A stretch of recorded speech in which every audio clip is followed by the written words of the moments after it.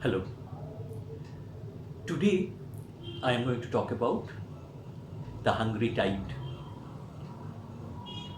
In fact, the discussion that I am planning is a rather rudimentary look at the novel from not quite the eco-critical point of view, but rather from the ecological point of view.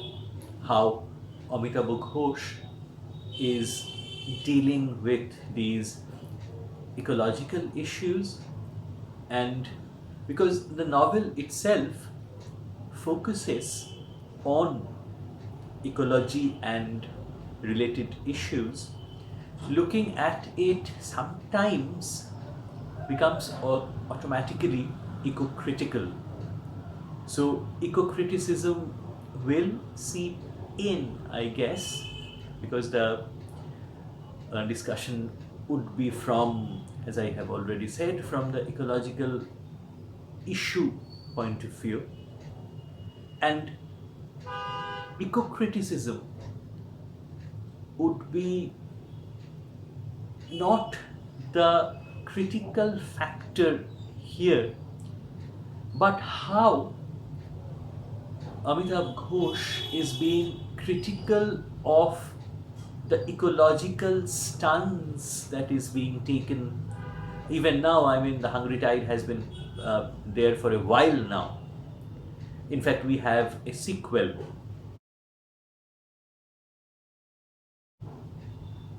To be perfectly honest, I am not overtly fond of the sequel. I was tremendously uh, impressed with the hungry tide, but not quite so with the second one. But that is not the point of concern. See, when we talk about eco-criticism, I am not an expert on eco-criticism. But when we talk about it, what we understand is that we will look at these environmental concerns because our literature has been largely human centric. In fact, our literature has mythified certain uh, natural phenomena, and in the process of mythifying them, our literature, our culture, our entire perspective have humanized them to a certain extent. The gods that we have imagined, the gods that represent the natural forces, whichever culture you may think of, whichever ancient culture or modern culture, these have been all humanoid imaginations, humanoid forms that humans have imagined. So, nature in its purity has been kind of morphed into these humanized ideas, and we have imposed human structures on them, our concerns, our patterns of behavior, our patterns of mortality. So, nature or the environment or ecology or our understanding of the world through literature has been heavily colored by this kind of anthropomorphic idea. And current eco-critical thought tries to counter that, tries to destabilize that, and tries to locate humanity within nature and not the other way round as we have been doing it. We are not really doing it successfully entirely, it's not possible. Our imagination will always be human, but we are at least trying. So, the treatment of nature, the representation of nature, or our negotiations with nature. These are issues that ecocriticism tries to bring to the surface. Ecocriticism tries to present in a new, let us call it fair kind of a light. Now, there are two waves, as some people say, because earlier in the history of literature there have been nature oriented texts from the Romantics onwards, and texts which have tried to give as much focus on literature as possible. So that has been there in the history of our literature, in all literatures in fact. Not when I mention the Romantics, it's not that I am pointing to a specifically English kind of a literature, but in the history of all literatures we have these phases.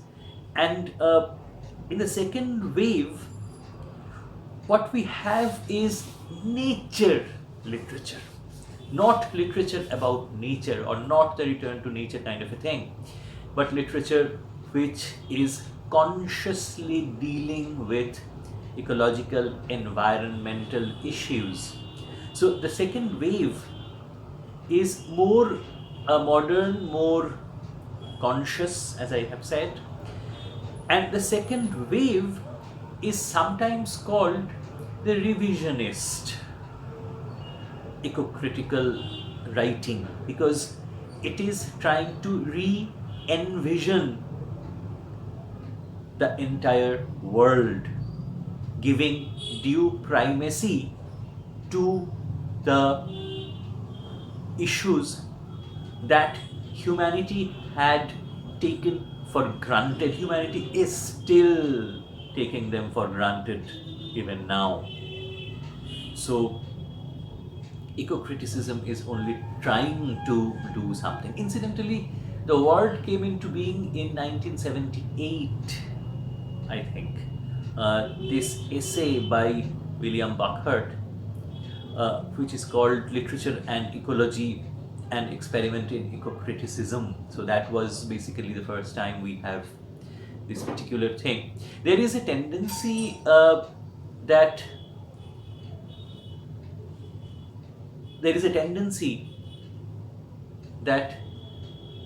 everything would be dealt with, discussed from such a point of view. But that tendency is to be resisted. We need to understand that there are certain texts in history which are talking about these concerns, but they have other concerns as well. We filter out things that we need. Those aspects are definitely there, but to denote, to classify a text as a ecocritical text from the past, that is not always right. One needs to resist that tendency. But in the modern times, in our contemporary literature, we do have specific texts which are genuinely, consciously, and perhaps actively ecocritical. So that is the kind of theoretical basis which we need.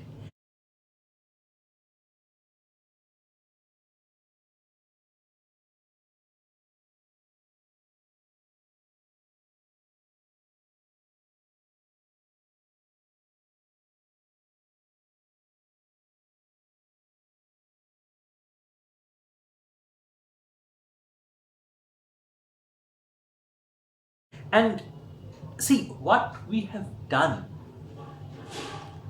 in our so-called pursuit of civilization, what we have done is that we have imposed our structure on everything, on the entire world that is surrounding us, instead of accepting ourselves as a part of a larger structure. We have created a structure and we have forced that structure on our surroundings. I mean, that's what all advanced life forms do. It would be wrong to blame humanity for that, because just because we are building buildings, it doesn't mean that we are completely civilized or completely uncivilized. Just because we are destroying forests, we are destroying forests, and but any life form capable of technology, even the rudimentary ones, would try to change its environment. The point where all this becomes problematic is that humanity is supposed to be, Homo sapiens is supposed to be the most advanced, the most intelligent life form on this planet. And with such intelligence, unfortunately, empathy has not grown.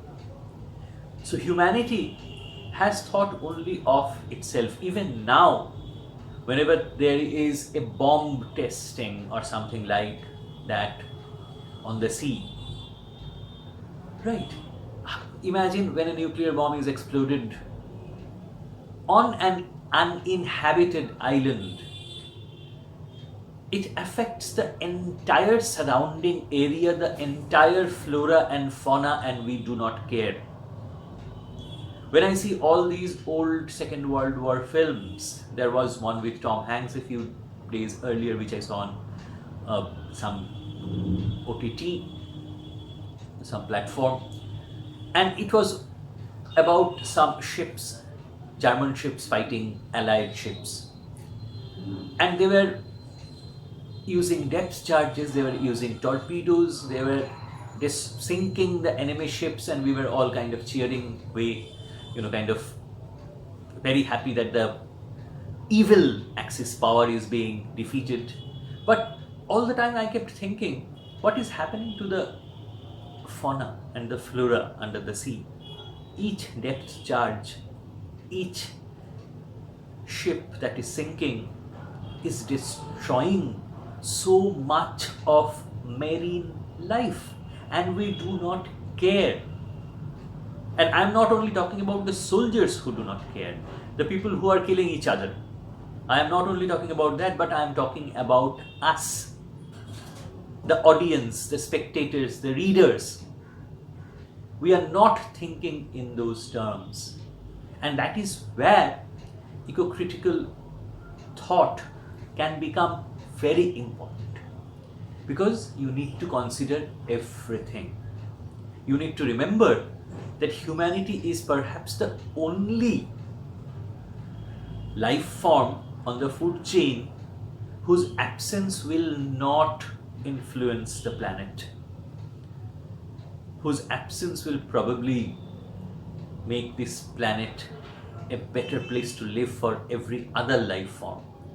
There would be violence, there would be death, there would be survival, fittest, evolution, selection, natural selection, so on and so forth. But those are what we call natural. Those were ideas that were created along with the planet. Once again, I'm not going to get into the idea of a creator or such things. The universe is powerful enough. If you need a deity, feel free to choose one, but the universe, remember, is much more powerful than the deities that we have imagined up till now. So anyway, coming back to the issue, this emphasis on the non-human, and I use the word non-human quite consciously, because for the longest period of time people have called everything else subhuman. Why subhuman? Just because we have the language, just because we can create taxonomy, just because we can impose our language on others. When you call a dog a dog, a dog doesn't care. It has some intelligence, it will respond to its name, but I don't know how conscious it will be about its dogness. You name a tree something, the tree does not care. You name the clouds, you name the planets. Do you think Pluto cares whether Pluto is no longer a planet? It's human hubris that makes us think that we have control over all these things. So we need to be aware of these things, and we need to go beyond such anthropomorphic thought. The Anthropocene has done plenty of damage, and we need to be conscious, and of course climate related conferences are everywhere, and like most conferences, they end up achieving nothing. They often become the symbols of human pride, the human need to establish that we care. Sometimes ecocritical writings also feel like this human need to express its greatness, that look, we actually care. Writing with our computers on, leaving our carbon footprint, probably with our ACs on. We have conferences, we write papers, we write books which are published by killing plenty of trees, and so on and so forth. So these ironies are very much there when we are talking about ecocriticism and so on and so forth. But humanity sometimes does care. It's not like it doesn't. The numbers may not be that strong, but that presence is there. Otherwise, it would be far worse than it is. This might be a little too much of green optimism, but that's the hope we have to hold on to if we have to survive. Now, Hungry Tide is talking about the present. It's not going back in history. It's not going far away from where I am sitting. It's about 2 hours and you are exactly where you are supposed to be. You are in Sundarbans. It's not very far away. And the Sundarbans, they, I am calling them Sundarbans, but it should be a monolithic space. We have certain issues which I'll come to in a minute, which once again create ecological devastation. But this particular geographical location is unique, as there are not many such presences in the geological map of the planet. And do we cherish its uniqueness? We don't. What we try to do is once again impose our structures. We try to inhabit it, we try to utilize it, we try to monetize it. And I am not blaming the villagers who are trying to survive over there. The population surge. People have to go there. People have to live in the strangest of places, in the most dangerous places. It's not by choice. It's simply because they do not have a choice that they must do this.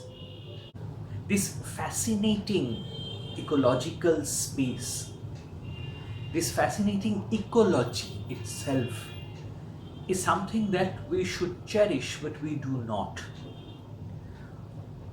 And in this novel, that is what Amitabh Ghosh is pointing out, how we are completely insensitive to this space which not only is unique but also needs to be left alone. But we have all the politics going around there. You have the Morijhape issue. We have all the other issues that are completely destroying, devastating the entire thing. And we are looking at it from a touristy point of view, which is perhaps the most damaging of all. Amitabh Ghosh here is not approaching the Sundarbans as a tourist. It's not a book which takes you to the forests, to this heart of darkness kind of once again humanizing. But Amitabh Ghosh is actually telling you how this much devastated, much naturally devastated area is being further devastated by the human hand and by the insensitive human hand. Tourists are insensitive. They pollute and they scare everything away. They go to places where they are not supposed to, etc. I am a confirmed tourist.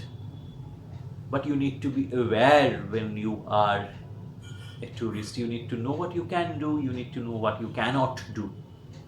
But anyway, that is a different discussion altogether. But here, what we see is this struggle for survival. This struggle is very real, and this struggle is a natural struggle. It's not the technologically advanced kind of story that you find in the urban spaces, but rural spaces have till now, even now, managed to have this symbiotic relationship in which they understand their surroundings, perhaps a forest or the sea or the Sundarbans, the rivers, the deltas, and they live in harmony with that, accepting losses and doing whatever they can to survive. But quite often there are other influences which destroy this fragile balance. The word fragile becomes relevant when we are talking about this particular ecology, because it is a very fragile ecology. And the antagonism that we see, it's not a picturesque kind of thing. It's not a National Geographic documentary which will show you beautiful deers on the savannah or something like that, and immediately a tiger will jump on something, and the extreme violence would entertain you to no end. It's not that kind of a touristy violence. They even say that there are certain safaris in Africa in which if you pay an obscene amount, they let you see hunts. People actually love this kind of blood. People actually like seeing a lovely, lovely deer being hunted. Blood and that kind of a thing. Death is entertainment. So you can imagine how humanity manages to create a garden even out of violence.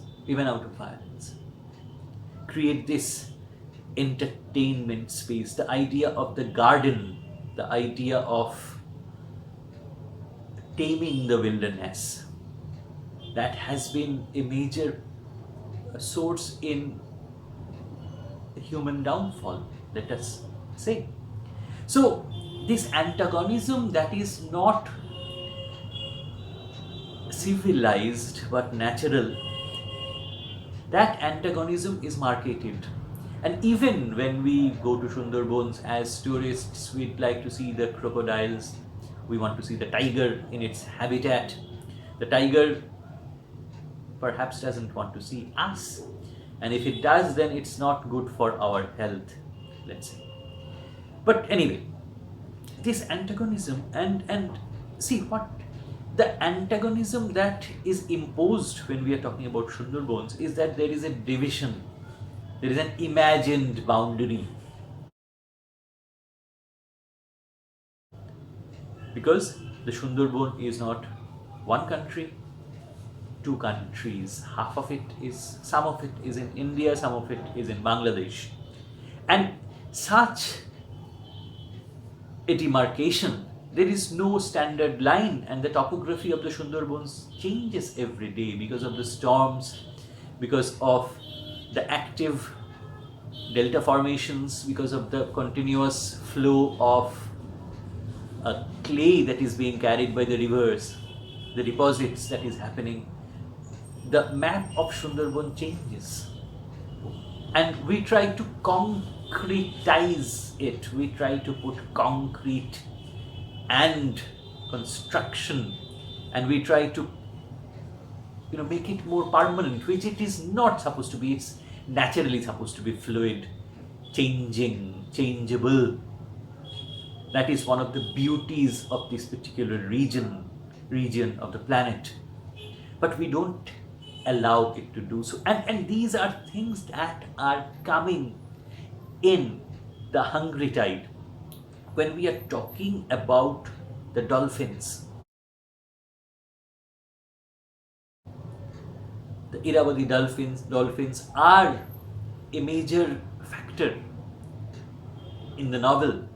But along with it, what we need to understand is that these dolphins represent human apathy towards conservation.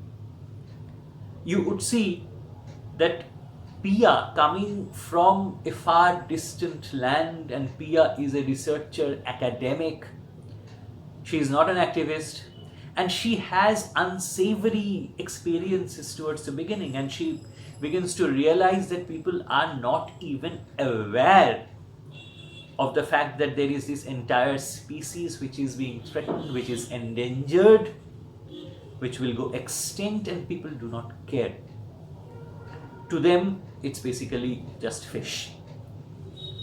And they have absolutely no capacity to envision a tomorrow where this ecological disaster would actually mean something to the human civilization.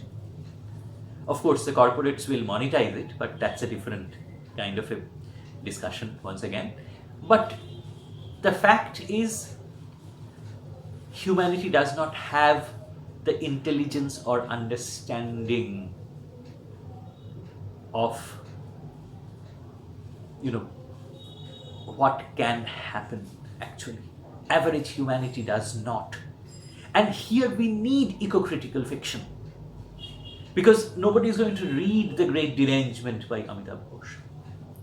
Not many people, only people like you and I perhaps, some of us. But mostly people will read fiction, and through fiction, through ecocritical fiction, one can attain a bit of more awareness. So these Irrawaddy dolphins become, as I said, this representation, because apathy is the most dangerous thing. There are stated policies. There are policies which the state, the government have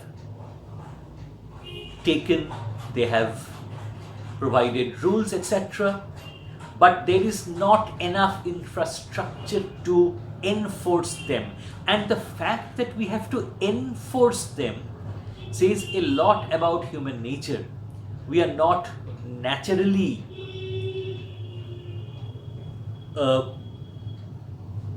open to obeying laws. Whenever there is a law, our first instinct is to flout it. And people out there in those islands, people who are struggling, they are all right. But there are outsiders, there are people who are trying to, as I said, monetize the entire thing. They create a lot of damage. And these people, the launches that pollute these rivers, the fishnets, the excessive greed. That is the core thing, this excessive human greed. That is destroying more than the dolphins, much more than the dolphins. We know what the count of the tigers is right now. It's dismal compared to what it was. But coming back to my point, so we have this Indian origin foreigner who is coming here and trying to do some study. And in the course of the novel, she succeeds in doing certain things, but not without tragedy, not without paying a very heavy price for it. But there is some kind of success, there is some kind of awareness, because the Sundarban issue, along with the ecological, there is this political aspect as well. So the politics of the whole thing. And when I was talking about the boundary, that artificial human-made boundary, that is also creating havoc, as a border demands border security, a border demands exchanges, a border creates a lot of rifts, which is not good for the region itself, which is not at all good for the nation state idea. Has its own problems, and from the natural ecological point of view, it's even more problematic. When these cyclones come and then they come to our Sundarbans and then they go towards the Bangladesh Sundarbans, we kind of say, all right, it's India is no longer affected. But we forget that the Sundarbans are affected. A lot of animals, a lot of people will die. Just because it's over another boundary does not mean that we don't have to care, that we should stop caring. That is the human problem. These boundaries give us excuses to kill, but much more importantly, to not care. So anyway, this and of course, when we talk about human habitation in certain areas, it is an idea of encroachment. When does it become encroachment? When these humans go, they create their structures, they make everything humanoid, they push everything away, they devastate the foliage, the forest, everything. They try to create crops which are not local, which is basically alien, and so on and so forth. But to do it in a limited capacity is all right, so that, as I said, some rural tribal areas have this understanding, but they do it with greed. And quite often, if something becomes profitable, then many other forces turn up. And the remoteness of the Sundarbans is also utilized by politics. And that is a different discussion which you already have seen. And the marine biologist, the Indo-American marine biologist, on one hand we see, who is struggling to protect something. Then we have the women of Sundarban who are looking at their lives, and they have the capacity to fight it. They're equipped for this struggle. That is a part of ecofeminism, which of course is not relevant to this particular discussion. But that kind of a thing, like Ushum and Moina, they know how to survive in a structure like this. So their survival, their struggles seem more natural. I don't know whether you will agree with me on this or not, but they are, to me, they seem more natural, more integrated to the ecology of the area. Not like the technocentric invasion that humanity always creates, the hyper-technocentric invasion, let's say. Even a plow is technology, but that is something that is closer to nature than the electricity oriented tools, the power tools that we use. So when we look at the other figures like Nilima and the idea of the journal that we which becomes so very significant, we see that the history of Sundarban becomes a human political history. It's not the ecological history, it's not the history of interaction between man and nature, but the history is dominated by the interaction between man and man. Nature, the inhabitants who are supposed to inhabit this space, they become less significant.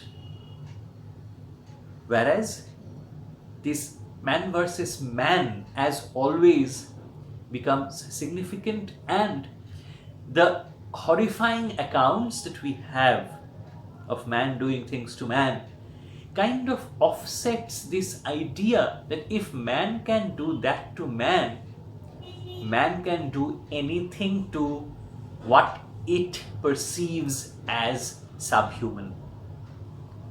So if man doesn't have sympathy or empathy for man, how can you expect man to have anything for anything?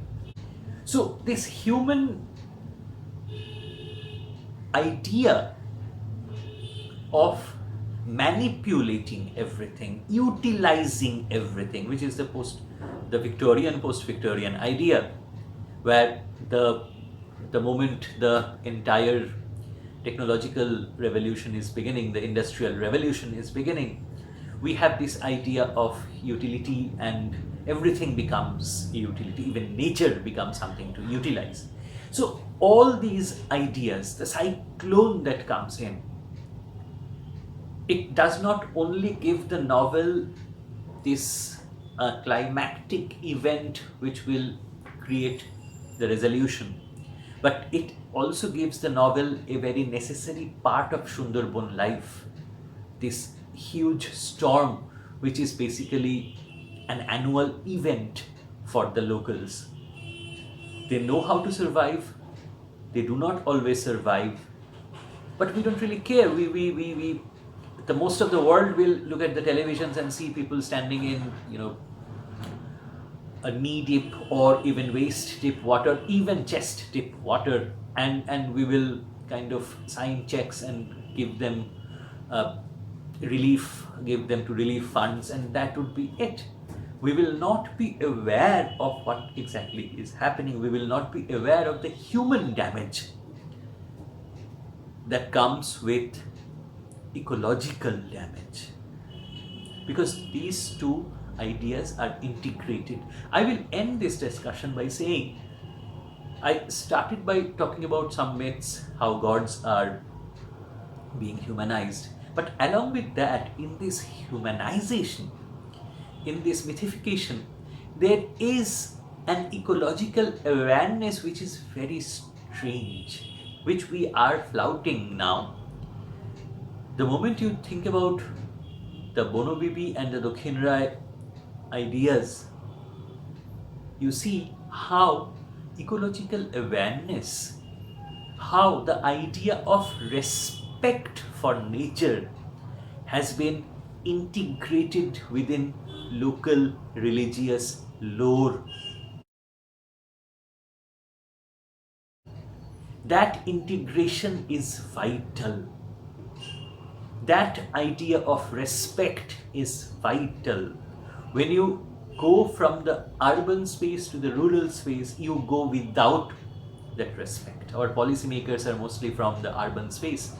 But the point is, these myths and these local religions, local practices are much more ecologically aware than the policies and so-called scientific ideas that now rule us. So I will stop here. Think about this. If there are any questions regarding this, feel free to contact me. Thank you.